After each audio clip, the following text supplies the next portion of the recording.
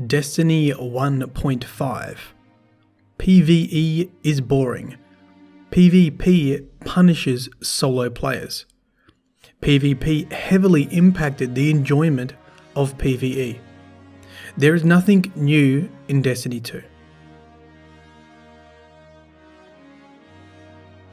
The Destiny 2 beta is now finished, for consoles anyway, and if you have access to the internet, you likely have witnessed a general disappointment with the beta, or at very least an underwhelming reception. In today's video, I wanted to cover Destiny 2 concerns I have seen on Reddit, the Bungie forums and YouTube. However, I also wanted to cover some of the positives and possibilities for Destiny 2 to try and give a balanced opinion. From my point of view, understanding the potential for success or failure of Destiny 2 could very well solidify its success or failure as a franchise. Like all reviews, there will be some level of bias, and so you, the viewer, need to understand what the bias is. Yes, I run a Destiny YouTube channel that is almost exclusively about Destiny lore, the story of Destiny, the most heavily criticized aspect of Destiny 1. I am a PvP scrub, and so bring a different perspective when discussing PvP. Yes, I earn an income from YouTube videos. It is not my full-time job, but it does pay. I have recently met some of the folks at Bungie, and they are nice people who work for a company. And I would really like to keep an open dialogue with people at Bungie and be invited back to events because it is fun. However, that does not necessarily mean I cannot provide criticism or at the very least present other opinions that I have heard or read. So with all that said, this is Marlon Games and I hope you enjoyed this latest review of the Destiny 2 beta.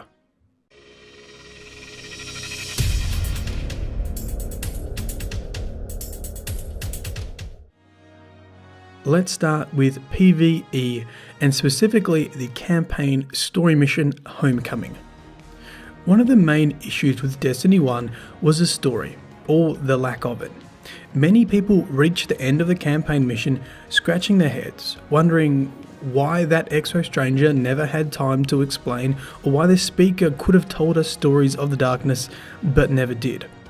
Of course, the in-depth story was hidden in the Grimoire cards outside of the game. As of right now, I have not seen too much criticism about Destiny 2's campaign, and that is likely because we have only seen one mission and you can't really judge a campaign off one mission. But if anything, most feedback is meh. Looks very similar to Destiny 1, feels very similar to Destiny 1, has not necessarily got me super hyped, but I'm not angry about it. Personally, I think people's enjoyment of the Homecoming mission in the beta comes from their understanding of Destiny 1's story and lore. For a lot of people, the tower and the NPCs that live there don't have a lot of significance. It has just been a place where you go to receive quests and hand in bounties. You don't specifically have any attachment to these characters, and that is reasonable. You should not have to read all the Grimoire cards to understand their detailed backstories. Therefore, I understand if people weren't blown away by the campaign mission. However, I had quite a different experience with the campaign mission. I really enjoyed it. I think that came down to having read so many Grimoire cards and knowing the backstory of these characters. When Cayde appeared, I was excited because I knew that Cayde never wanted to be the Vanguard Hunter. He wants to be back in the fight, and whilst you know Cayde would never want anything to happen to the tower, you could tell he was thrilled to be back in the action. We saw Eris Morn's urn in the tower crushed, but I knew Eris Morn was okay. She had already left the tower to pursue the Hive, because this was told to us in the new Grimoire cards from Age of Triumph. We saw Shaxx doing something completely uncharacteristic, being caring, looking after the weak. He had vulnerability in his voice that we do not hear in the Crucible. This is a Titan that charged the Fallen during the Battle of Six Fronts that led a counter-strike, and here, he is not in battle. Not only that, but he has Razorlighter, a weapon made from the shard of Willbreaker, Oryx's sword. There's only one Willbreaker, meaning there's only one exotic sword, meaning Shaxx is in possession of the only exotic sword in the Destiny universe. As you can see, I have some extreme bias towards the campaign of Destiny, and my experience with Destiny 2 Homecoming is possibly unique and likely rare unless you have spent hours reading Grimoire cards. However, I do believe that Bungie understands this. In fact, Luke Smith said in an interview, the story of Destiny begins with Destiny 2. This is what was said. Personally, I think of Destiny 1 as sort of an issue 0 in a comic book series. It's about introducing the universe and some characters in it and some statements. But I think we want to, and a bunch of those statements were questions. I don't know that we'll answer all of those statements from the first game and aren't going to attempt to in Destiny 2 either. We're telling a story here with some momentum, and I think it's going to show direction and progress for where the arc of Destiny is going to go. And that arc is, for us, really beginning with Game 2. Essentially, you do not need to have all the Grimoire card knowledge from Destiny 1 to understand the story of Destiny 2. Homecoming, I think, had lots of acknowledgement to Destiny 1 lore, but I don't think that will be reflective of the whole campaign, and that the Destiny 2 campaign can be understood as a standalone story. Furthermore, there is a very strong marketing message that all the lore and story is now in-game. It is told to us through the campaign, through cutscenes, through NPC conversations, which now have a conversation wheel, adventures and world quests. Apparently there's also 50 plus cutscenes, and if they are as good as the Homecoming ending, I think Destiny 2 is on the right track for telling a compelling and cohesive story. Whilst this is my opinion, let's play devil's advocate and be more critical. Why should I care about any of these characters in the Destiny universe? They were never fully developed in Destiny 1. Furthermore, isn't this the story we should have got in Destiny 1? This is not Destiny 1.5. This is actually Destiny 1. Whatever we got 3 years ago was Destiny 0, a very expensive comic book number 0. I do understand this point of view. I definitely see that it is frustrating to have paid full price for a game plus all the DLCs for what essentially became a practice run. Okay, now let's move on to other PvE content, strike missions. I think the criticism here is very justified. The strike mission in the beta was boring and had very little difference from Destiny 1. One of the main complaints with the strike mission, or in general about PvE, was that the balancing for PvP has severely affected it, specifically supercharge times and power ammo drops. Because it takes so long for your super to charge, because of the changes to weapon slots with now shotgun snipers and fusion rifles being in your power ammo slot, the bullet sponginess of strike missions has been exaggerated. Even with boss fights having different mechanics that changed as the fight progressed, the formula is still the same. Hide behind cover and empty clip upon clip into the boss's face. Furthermore, the lead up to the boss was the same. There was little or no opportunity to chain your supers as a team, to have to work together using your class abilities as a team, or just in general have fun with your abilities that make you a guardian. In general, I'm not concerned specifically with super recharge rates and power ammo drops for PvE. Bungie will fine tune this. In fact, they said this in the weekly update. Beta design lead said this. The PvE game tuning has changed pretty significantly since the beta build was developed. The nature of the beta of this scale requires that it's based off a build of a game that is now months old. So in many cases, your feedback is helping us validate changes that were previously made based on internal feedback and playtesting. For example, we too felt that ammo, especially power ammo, was too scarce in PvE. However, even once this has been fine-tuned, I don't see strike missions in Destiny 2 being any better or more engaging than Destiny 1. Story is still delivered through voiceovers, which I find unappealing and not engaging, and for the most part your team wants to race to the end to grind for loot. If you liked strikes in Destiny 1, you will like them in Destiny 2. If you found them boring in Destiny 1, I think you'll find them boring in Destiny 2. However, that does not mean that they don't have value. Strike missions are a way that players can progress their characters without spending hours in a raid or playing PvP. You can join your friends, switch off, have a chat, play for 30 minutes, complete a mission, and know you'll get some loot and progression. I do not think that they will ever be a shining star of the Destiny franchise, however, they do have a place in progression. So, if strike missions don't convince you to pick up Destiny 2, which to be honest they shouldn't, what would?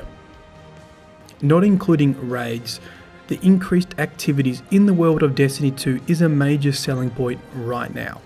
I'm speaking about lost sectors, adventures that involve NPCs, flashpoints, public events, world quests, and treasure maps. Plus, these activities exist on your map, so no more guessing when a public event will actually occur. The marketing material at the moment is very promising, as it seems like there is a ton of stuff to do on each planet. Adventures are led by NPCs that send you on quests, which also add to the in-game lore of the game. Lost sectors are like dungeons which you can explore and after defeating the boss be rewarded with loot. Flashpoints open up different options during a public event and engage you to explore different areas of each planet. World quests further develop the in-game story and give you reason to explore each planet. And lastly, who doesn't like a treasure map? This is all extremely appealing, and for many this is what we had wanted in Destiny 1. Okay, now let me put my critical hat on. We have only seen marketing material for these activities.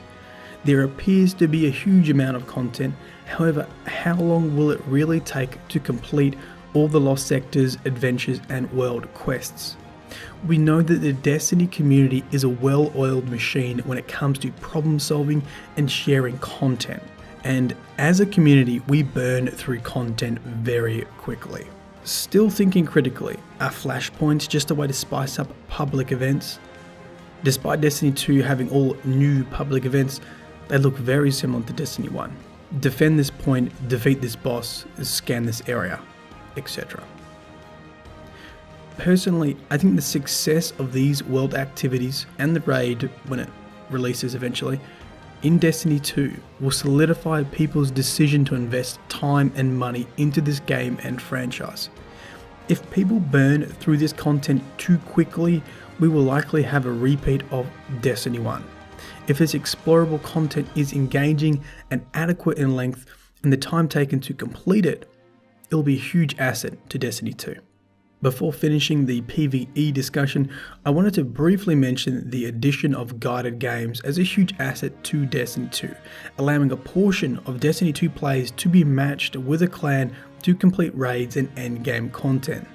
Even though we have not heard anything about the raids yet, this is a huge selling point, making endgame content much more accessible to the average player, and it leverages the strengths of the streaming and Sherpa community. In general, I think PvE is heading in the right direction once they have balanced supers and power ammo. The question is the same as always: is there enough content? If Destiny 2 cannot prevent PvE content droughts, you would have to have concerns for future Destiny releases. Okay, now let's move on to PvP. Once again, I would like to remind you that I am not a PvP player, yet I can definitely let you know what my experience is and hopefully give some justice to those in the community that are concerned for the current state of PvP. Let's go back to the issue of the super recharge raid. There are some very legitimate concerns here, where essentially most players won't get their supers until the very end of the match, and rather than it feeling planned and impactful, it feels rushed and chaotic. Similar to the concerns with PvE and super recharge rates, I'm not too concerned because this is something that can be tweaked and changed. However, I have noticed a much larger concern directed towards team shooting. This was in part because of the slower super recharge times, which made it much safer to stay in a pack and only disperse once you see the supers come online. The slower time to kill, the slower recharge timer on abilities, the slower health regeneration, even if it was only fractional, it felt like much longer, and the reduced damage of grenades and melees. Even if Bungie adjusts the super recharge timer, I think there will still be a direction and preference towards team shooting and slower PvP pace. My experience as a casual PvP player, in fact probably not even casual, someone who never plays PvP in Destiny 1, I actually really enjoyed this experience. I went into competitive PvP on Countdown with 3 other friends and instantly felt an advantage because we were in a team and on comms. I felt like I did not need to rely on just my gun skill and I could contribute to the team through communication and map positioning. Of course, you can see the downside of this. Solo players will have an awful time in PvP, especially in competitive. I ventured into competitive on a couple of occasions without a team and had a severely different experience. The lack of coordination between team members made it almost impossible to win a match. That's probably likely intentional as it is competitive. But even going into competitive with 3 people rather than 4 reduces your chances of winning. I can't speak for the top tier PvP players, but I get the impression that people feel like team shooting feels a bit cheap and has reduced the opportunity for high skill plays that you would see in Destiny 1. If you're a player who prefers to go into PvP solo, I cannot see how you'll get your value and money's worth out of Destiny 2, unless they add a solo queue for competitive matches. My experience with solo queue in quick play was mixed between holding my own and being matched with a team of 4 who, whether intentionally or unintentionally, very successfully deathballed us into an early loss. I felt that even in quicker play, team shooting was the way to win, and I can see that solo PvP players or just any player that wants to have a couple of PvP games before bed without assembling a PvP team could become incredibly frustrated very quickly. Let's talk about PvP connection. In general, there have been a fair few comments regarding hit detection and something not quite feeling right. I am not the best person to make comment about this because I don't really understand it, and other content creators can do a much better job. However, what I do know is one of the major barriers to me getting into PvP in Destiny 1 was my connection. Living in Australia, I had consistently had poor connections and became infuriated with dying behind walls. Unfortunately, I have not heard anyone praise the connection in the beta yet, and there has already been a raging conversation about dedicated servers versus peer-to-peer connection type. Once again, I think this is a very big sticking point. If Destiny 2 has any PvP connection issues anywhere similar to Destiny 1, it will turn people away from the franchise for good. This is not like super recharge times or a weapon being too strong, which are things that can be changed. We're talking about infrastructure. If it is wrong, it is wrong, and could easily seal the fate of Destiny 2 and future releases. Matchmaking. The matchmaking in Destiny 2 has been described by Bungie as prioritizing connection quality but also using aspects of skill-based matchmaking. My experience with the beta was polar opposites. We would either absolutely steamroll the other team or it would be extremely sweaty. I found this to be true in both competitive and non-competitive modes. I never found myself anywhere in between. Obviously there are issues with this. Being completely steamrolled by the other team is never fun, and having a highly competitive game all the time can also not be fun. The highs are really high in a competitive match when you win, but their lows are very low. With all this said, the positive side is matchmaking settings for quick play and for competitive can be adjusted separately. In general, Destiny 2, from what we've been told, has far greater flexibility and adaptability to ensuring that players have a good time in the Crucible. This is not just the matchmaking capability, but also the ability to modify and change individual weapons. No longer do they have to nerf or buff entire archetypes, which only resulted in players ping-ponging between metas. Continuing on the topic of PvP, the removal of private matches for the launch and only 30 FPS for consoles have been contention points in the past. To be honest, I think these are options that either matter to you and you care about, or you don't. That being said, I can understand that games should be pushing towards a standard of at least 60 frames per second, and it does affect gameplay, and many people are disappointed that a game being released late 2017 is not displaying 60 FPS. Finally, on the topic of PvP, the absence of ranked playlists. Everyone can see the move of Destiny towards competitive play, yet no ranked playlists. Once again, this is not something that affects me, but I can understand that competitive players want this feature. I can't finish this review without mentioning hunters. Without doubt, there is general dissatisfaction with hunters being underpowered. Once again, I'm less concerned with things that can be tweaked and balanced. However, what I am concerned about is hunters' abilities to contribute to a team both in PvP and PvE. Like I said, regardless of tweaks to PvP, I get the impression that team shooting is here to stay. Whilst it may be more dramatic in the beta and become less obvious in the full release, hunters don't have a way to contribute to the team with their abilities. Titans can blockade areas with their barricades, warlocks can put down healing rifts and empowering rifts, whereas hunters' abilities or their class abilities only benefit themselves, not the team. And if PvP continues to have a team shoot approach, this will be a big issue. I also predict that this will be an issue in PvE, specifically raids. At the very least, hunters need the Night Stalker to return so that they can contribute to the team in raids.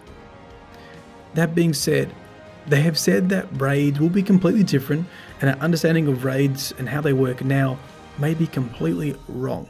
Like I said at the beginning of the PvP section, I would recommend hearing the opinions of those actually in the PvP community to get a better understanding of the concerns for D2. Okay, so let me summarize my thoughts on Destiny 2. Most things are fixable, and it seems that Bungie has much greater flexibility in adjusting subclasses and items to ensure a good experience in both PvE and PvP. If you're trying to decide whether Destiny 2 in the future franchise is worth your time and money, I don't think you should base a decision off super recharge times or certain weapons. It needs to be based upon the general direction of the mechanics and the game, such as a cohesive and engaging campaign. We don't know yet, but I think the signs are looking good. An engaging PvE content, not just raids. Strikes are boring, they'll always be boring, for me anyway. The activities on each planet, how immersive they are and how long they last should impact your decision to purchase Destiny 2. Solo PvP players. I don't think this is a game for you unless a solo queue is added at some point. Matchmaking is still a hot topic, however, it is promising that Bungie has greater flexibility in tweaking this. Connection types in PvP. I have no idea, find another channel who can explain it better. Hunters at this stage have very little opportunity to contribute to teams in both PvE and PvP. If you have any concerns about any of these points, I recommend not purchasing Destiny 2 until it's been out for 1 or 2 weeks, and you can see some feedback on each of these points.